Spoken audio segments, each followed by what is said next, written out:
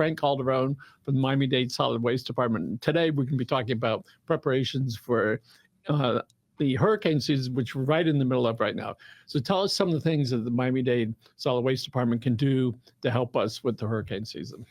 Yes, well, one of the things we can do is the bulky waste pickup, which helps, like if you have a lot of stuff you have to clear out of your yard.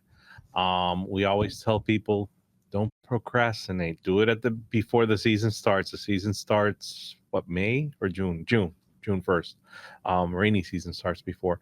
But the good news is, at least right now, you still have a window of opportunity, because I checked it right before coming here.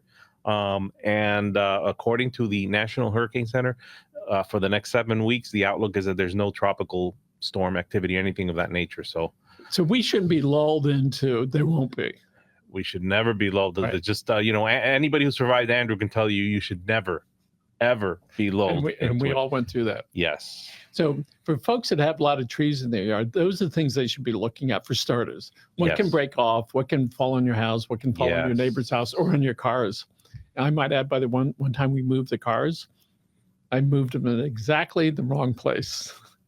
The car was riddled with sand, the whole car, which I didn't see. But when the guy showed me, he said the whole car, all the paint is ruined. I moved it because I didn't want trees falling on it, but I moved it in a place where it was more likely that would happen. So people can go around their yards, they can look at it and say, I need to get this stuff cut and hauled away. People can go to their private vendors and pay to have do it, or they can get the solid waste or the bulky waste pickup. What's the process with that, Frank? Well, now it's by appointment, so you get to pick the actual day, in advance, out to the future. And when you get to pick that, this is where it gets tricky. When you get to pick depends on demand. So that's why we tell people to do it before the season, because you have plenty of time. If you do it now, granted, as I mentioned earlier, you have at least 7 days that the National Hurricane Center says doesn't look like anything's going to happen. But beyond those 7 days, we don't know. And if you go and you look now, I don't know how far in advance the appointments are available.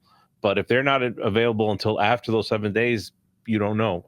So that's why we tell people, move on this fast. Don't procrastinate. So don't Frank, wait. When the storm is approaching, we'll get that report in 6, 7, 8, 10 weeks. We can go, coming off Africa is the one heading for you. All right. What happens to the number of requests? It's a safe bet to say that it's probably going to go up. Demand's going to go up. And, you can find yourself, if you wait too late, you can find yourself in a situation or in a position where they say this thing, if it's going to come this way, it's going to be by such and such a date. The dates up to that point and beyond actually might even be taken, the appointment dates. So that's why we tell you, do it before the season starts. If you haven't done it before the season starts, you still have a little window of opportunity right now. But if you wait too long, you wait too late, you might be left out in the cold. So, Frank, if somebody's interested in having their yard, all the debris picked up, what's some choices for them? Well, you have to hire somebody to do the clean, or you can do it yourself. As far as picking it up after it's done, you have the bulky waste appointment that you can schedule. Do not place the waste out on the curb until after you've made the appointment, whether it's online or whether it's 311. You also have the opportunity of taking it to our trash and recycling centers. We have 13 of them throughout the county. And people should not be concerned that they won't be able to figure out if they go to solid waste, Miami-Dade, miamidade.gov/solid waste, right. Our website. Because it's a really easy thing to do. It's very simple. The guys, my hat's off to them. It's really simple. They give you 3 locations on your property where you could leave it. They ask you what type of debris, and what's in it, when you can put it out, and when they're going to pick up. Because actually, you pick the window. You pick the dates from the dates that are available. You pick when you want to do it, and then you can coordinate with your landscaper so that they get it done before. You get a 3-day window, or 3 days before, that you can set it out, or not earlier, not more than 3 days, but 3 days or less, you can set it out. So let's say the storm comes and nobody gets hurt, but a lot of the debris is everywhere. You've just described Irma. It's like, okay, now thankfully what? Nobody's hurt, but there's a lot of debris countywide.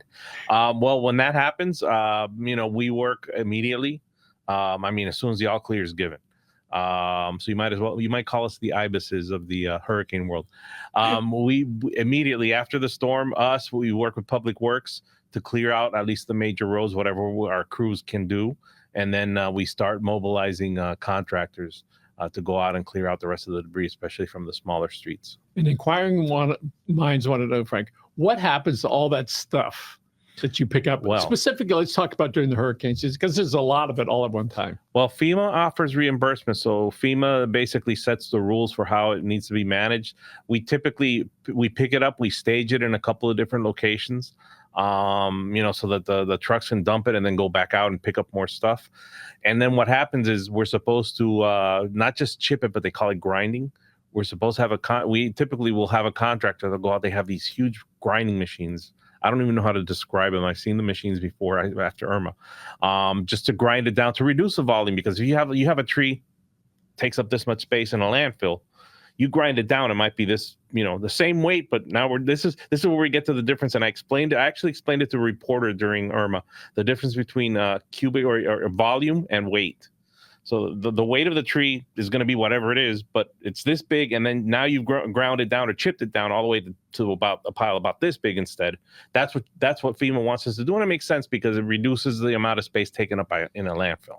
In my own peculiar way, sometimes I'll pull out the weeds and I'll just leave them on the side until it gets reduced to almost nothing, and then we'll take it away rather than filling up a can that I'm probably not supposed to put it in. But let's you can actually put some lawn clippings in your green cart, believe it or not.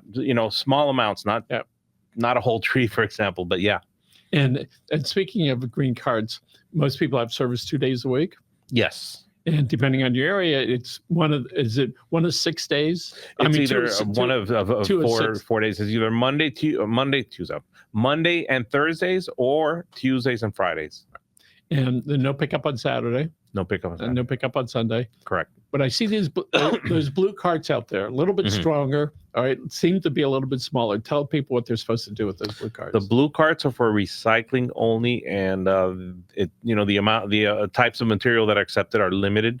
By default, when we issue the carts initially, we issue the green in the largest size, which is 96 gallon, and we issue the blue for recycling in the middle size, which is about 65 gallons.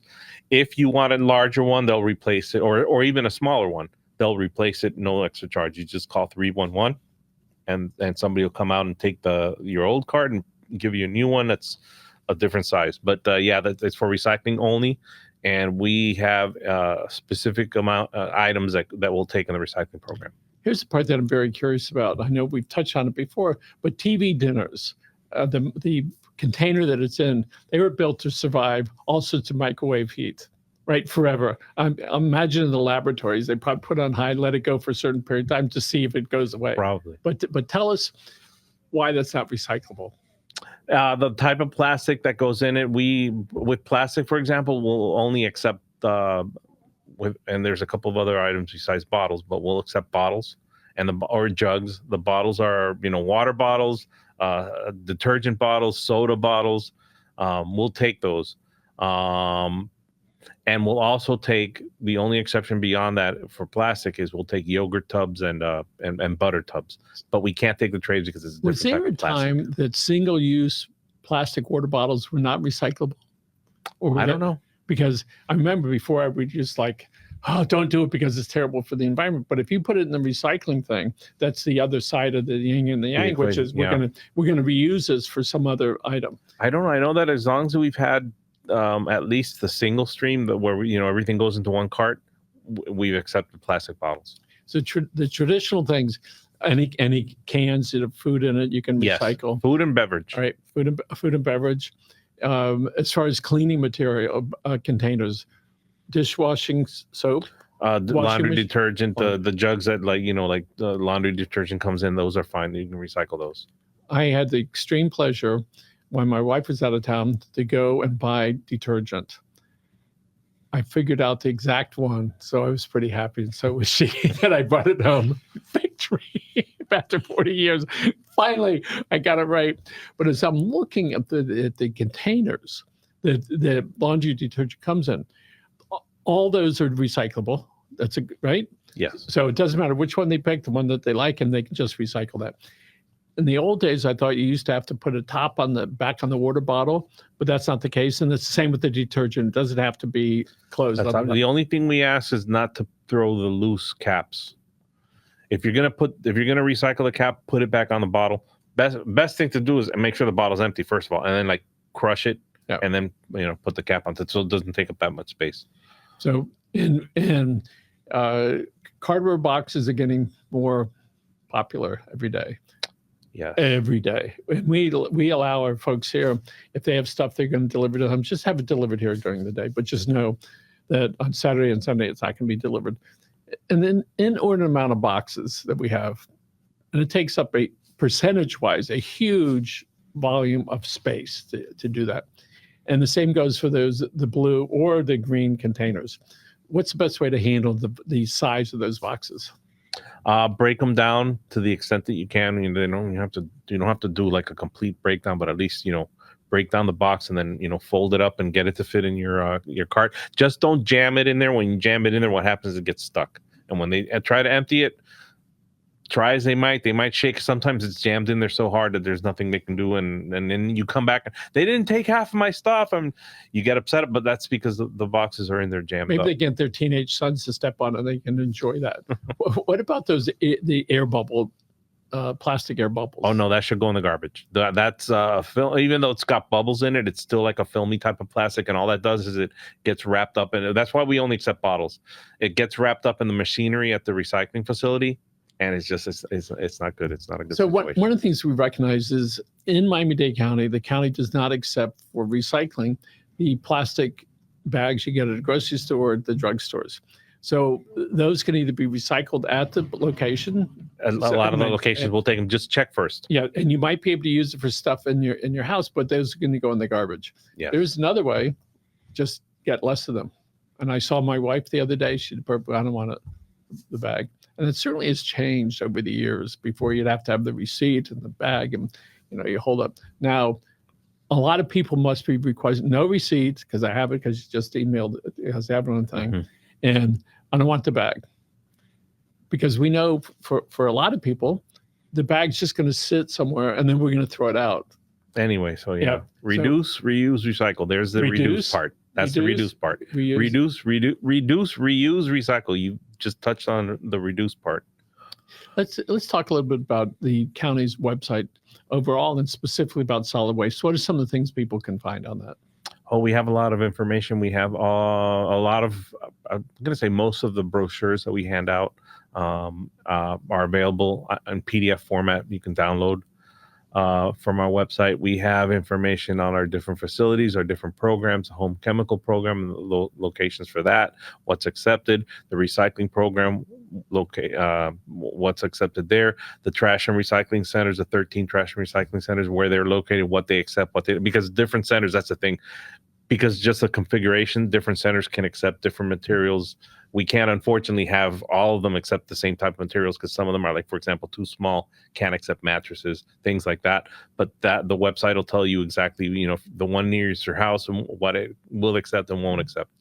So as new subject, when we're driving down the road and we see littering stuff, small stuff, paper cups and some plastic or whatever it is, bottles on the side of the road, which department cleans that up? Stuff on the side of the road, that's a good question. And then that partially depends on whose road it is. If it's a county road, it's county responsibility. If it's a state road, it's state responsibility. Unfortunately, the amount of litter around is overwhelming. We do have some litter crews that'll do some a collection of some of those items. We also have a program that's more of a volunteer program where we work with our commissioners and in their district, if they have groups, community groups that want to go out and clean up the streets in their neighborhood. We've done that, for example, out in Horse Country a few times by the Kendall Regional Medical Center, just south of that. 118th Avenue, I believe, that runs along the turnpike. We've done that a few times. That's one place that comes to mind, but we do that anywhere that's, as long as it's within our service area. So when I happen to see those plastic bags, when they gather them together waiting for the big trucks, it's an inordinate amount of stuff. I mean, it's a gigantic amount. And thinking about, there's 340,000 square miles. 320 square miles in our service area. That's not even the county in total. That's just the area that we provide service.